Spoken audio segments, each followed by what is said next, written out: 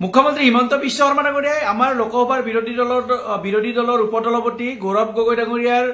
ওপৰত যিবিলাক অভিযোগ আনিছে সেই অভিযোগবিলাক যে মিছা আৰু ভুৱা আৰু যে সম্পূৰ্ণৰূপে যে ৰাজনৈতিক উদ্দেশ্য প্ৰণোদিত সেইবিলাক কথা তেখেতসকলৰ কৰ্মকাণ্ডই প্ৰমাণ কৰি আহিছে। হিমন্ত বিশ্ব শৰ্মা ডাঙৰীয়াই বাৰুকৈ কৈ আছিলে যে ছেপ্টেম্বৰ মাহত SIT ৰিপৰ্ট আহিব আৰু ৰিপৰ্টত মানে গৌৰৱ গগৈ ডাঙৰীয়াৰ পৰিয়ালৰ বিৰুদ্ধে যিবিলাক অভিযোগ আছে সেইবিলাক অভিযোগ সঁচা প্ৰমাণ হ'ব। মানে আচলতে পঞ্চায়ত নিৰ্বাচনৰ বৈতৰণি পাৰ হোৱাৰ বাবে হয়তো এইবিলাক তেওঁলোকে ভুৱা প্ৰচাৰ কৰি আছিল, কিন্তু এনেকুৱা এই সময়ছোৱাতে দাদা ব্ৰিগেডৰ এগৰাকী বিধায়ক দিগন্ত কলিতা ডাঙৰীয়াই তেখেতে বেছি অত্যুৎসাহী হৈ আজি এটা ফেচবুকত পোষ্ট কৰি পেলালে আৰু পোষ্টটোত তেখেতে কমপ্লিটলি গ্ৰাফিক্স ডিজাইন কৰি নিজাকৈ লিখি কোনো ধৰণৰ ডেট উল্লেখ নকৰাকৈ গৌৰৱ গগৈ ডাঙৰীয়াৰ পাকিস্তানৰ 15 দিনীয়া ভ্ৰমণসূচী তেওঁ Day 1, Day 2, Day 3 কৈ তেওঁলোকে প্ৰকাশ কৰি দিলে, কমপ্লিটলি গ্ৰাফিক্স ডিজাইন কৰি পেলাই। যিটো সম্পূৰ্ণৰূপে ভুৱা বুলি তেওঁ নিজে গম পায় আৰু কেই মুহূৰ্তমানৰ পিছত দিগন্ত কলিতা ডাঙৰীয়াই সেই পোষ্টটো ডিলিট কৰি দিলে। এতিয়া কথাটো হৈছে কি, যিবিলাক বিষয় দেশৰ নিৰাপত্তাৰ লগত জড়িত হৈ থাকে সেইবিলাক বিষয়ত আচলতে কোনো ধৰণৰ মানুহে মন্তব্য নকৰে বা মন্তব্যৰ পৰা বিৰত থাকে, কিন্তু যিখিনি সময়ত পেহেলগামৰ কাণ্ডটোক লৈ আজি সমগ্ৰ দেশবাসীয়ে প্ৰতিৰোধৰ বাবে মানে অন্তত জ্বলি আছে বা প্ৰতিৰোধ কেতিয়া ল'ব সেইবিলাক কথা ভাবিছে, সেই সময়তে এগৰাকী বিধায়কৰ দায়িত্বত থকা ব্যক্তিয়ে কেনেকৈ এনেকৈ নিৰাপত্তাৰ লগত জড়িত দেশৰ নিৰাপত্তাৰ লগত জড়িত বিষয়বস্তুৰ ওপৰত এনেকৈ ভুৱা প্ৰচাৰ কৰিব পাৰে সেই কথাই আচলতে ৰাইজৰ মানে মনত আচলতে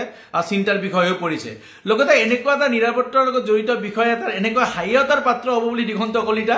সেই কথাও কিন্তু আমি আচৰিত পাইছোঁ, কাৰণ এনেকুৱা হাঁহিয়তাৰ পাত্ৰ কিয় হৈ গ'ল। যিহেতু SITৰ ওপৰত তেখেতে ভুৱা তথ্য এটা দিছে, গতিকে মই এটুকুৰা মানে আহ্বান জনাব বিচাৰিম যে SITয়ে দিগন্ত কলিতাক যদি ভালকৈ জেৰা কৰে তেখেতৰ হাতত গোটেইখিনি আছে, কাৰণ তেওঁ ভ্ৰমণসূচীখিনি তেখেতে গমে দিয়ে দিলে। হয়তো অমিত শ্বাহ মানে আমাৰ গৃহমন্ত্ৰী অমিত শ্বাহৰ হাতত বা গৃহ মন্ত্ৰালয়ৰ হাতত যিবিলাক তথ্য নাই সেইবিলাক তথ্য হয়তো দিগন্ত কলিতাৰ হাতত আছে। গতিকে সেইকাৰণে দিগন্ত কলিতাক যদি SITয়ে জেৰা কৰে তেতিয়াহ'লে সকলোবোৰ তথ্য পোহৰলৈ আহিব। লগতে মই অসম আৰক্ষীৰ সঞ্চালক প্ৰধান ডাঙৰীয়াক মই অনুৰোধ জনাম, যিহেতু আপোনালোকে দেশৰ নিৰাপত্তাৰ লগত জড়িত বা ভাৰত পাকিস্তান সন্দৰ্ভত এই বিষয়বস্তুৰ লগত যিবিলাকে মানে ভুল তথ্য ফেচবুকত প্ৰচাৰ কৰিছে বা যিবিলাক দেশ বিৰোধী কিছুমান মন্তব্য কৰিছে তেওঁলোকক আপোনালোকে গ্ৰেপ্তাৰ কৰি আছে। সঁচাকৈ এইবিলাক কথাত সকলোৱে আদৰণি জনাইছে, কিয়নো দেশৰ লগত আৰু দেশৰ স্বাৰ্থৰ আগত কোনো কথাই হ'ব নোৱাৰে বা দেশৰ আগত কোনো ব্যক্তিয়ে মানে উদ্ধত হ'ব নোৱাৰে। গতিকে দিগন্ত কলিতাই যিহেতু দেশৰ নিৰাপত্তাৰ লগত জড়িত এনেকুৱা এটা বিষয়বস্তুৰ ওপৰত এনেকুৱা ভুৱা মন্তব্য তেখেতে ফেচবুক যোগে ৰাজহুৱা কৰিছে, গতিকে তেখেতৰ ওপৰতো আপোনালোকে কিন্তু উচিত ব্যৱস্থা ল'ব লাগিব, তেখেতক জেৰা কৰিব লাগিব, তেখেতক সোধপোছ কৰিব লাগিব, তেখেতক গ্ৰেপ্তাৰ কৰিব লাগিব। আপোনাৰ NSAৰ অধীনত যিবিলাক আইন আছে সেই আইনৰ জৰিয়তে তেখেতক সোধা পোছা কৰাটো কিন্তু অত্যন্ত জৰুৰী হৈ পৰিব। নহ'লে এনেকুৱা দেশৰ নিৰাপত্তাৰ লগত জড়িত বিষয়বস্তুৰ ওপৰত সকলোৱে কিন্তু ভুৱা তথ্যবিলাক দিবৰ কাৰণে কিন্তু সাহস কৰিব পাৰে। সেইকাৰণে মই অনুৰোধ জনাইছোঁ। লগতে মই স্পষ্টকৈ হিমন্ত বিশ্ব শৰ্মা ডাঙৰীয়া দাদা ব্ৰিগেডৰ ব্যক্তিসকলক চালা চামুণ্ডাসকলক মই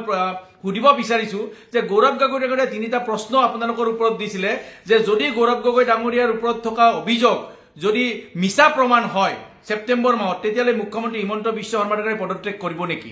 যদি হিমন্ত বিশ্ব শৰ্মা ডাঙৰীয়াৰ পৰিয়ালৰ পত্নী পৰিয়াল বা পুত্ৰৰ ওপৰত যদি এনেকুৱা ভুৱা অভিযোগ কিছুমানে দাখিল কৰে তেতিয়াহ'লে তেওঁ সহ্য কৰিব পাৰিব নেকি? লগতে এই যে দুদিনমান আগতে যে ভুৱা তেওঁলোকৰ যে পৰিয়াল মুখ্যমন্ত্ৰীৰ পৰিয়াল পুত্ৰৰ নামত যিমান অবৈধ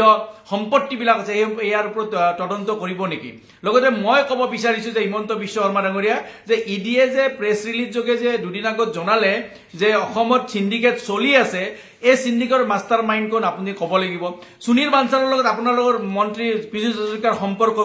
এইবিলাক স্পষ্ট কৰিব লাগিব। ৰাজেশ বাজাজে যে এপেক্স বেংকৰ নামত যে ধন জালিয়াতি কৰিছে সেই ৰাজেশ বাজাজক আপোনালোকে তেওঁলোকৰ ওপৰত পদক্ষেপ ল'বনে নলয় সেইটো কথা ক'ব লাগিব। ৰাজেশ বাজাজে টিভিৰ সন্মুখত আহি যে আপোনালোকৰ এগৰাকী বিধায়ক বিশ্বজিৎ ফুকন আৰু এগৰাকী মন্ত্ৰীৰ বিষয়ে যে স্পষ্টকৈ কৈছে তেওঁলোকে যে ৰাজেশ বাজাজৰ পৰা যে প্ৰায় 88 লাখ টকা যে ধন লৈছে হৈছে এইবিলাকৰ ওপৰত আপোনালোকে তদন্ত কৰিব নকৰে এইবিলাক কথা আপোনালোকে স্পষ্ট কৰিব লাগিব যে অসমত যে গৰুৰ সিন্ডিকেট কাঠৰ সিন্ডিকেট আৰু বিশেষ শেহতীয়াভাৱে কয়লাৰ সিন্ডিকেট যে চলি আছে কয়লাৰ সিন্ডিকেটৰ পিছত কোন আছে বা কয়লা সিন্ডিকেটৰ ধন কালৈ গৈ থাকে সেই কথা আপোনালোকে স্পষ্ট কৰিব লাগিব কিন্তু অসমৰ ৰাইজক আপোনালোকে বেলেগ বেলেগ কথা কৈ মূল বিষয়বস্তুৰ পৰা আপুনি আঁতৰত ৰাখিব বিচাৰিলেও কিন্তু অসমৰ ৰাইজে কিন্তু এনেকুৱা বহি নাথাকে অসমৰ ৰাইজে সঁচাকৈ বিচাৰিছে আপোনালোকে এইকেইটা প্ৰশ্নৰ আপোনালোকে উত্তৰ সোনকালে দিব বুলি মই আশা কৰিম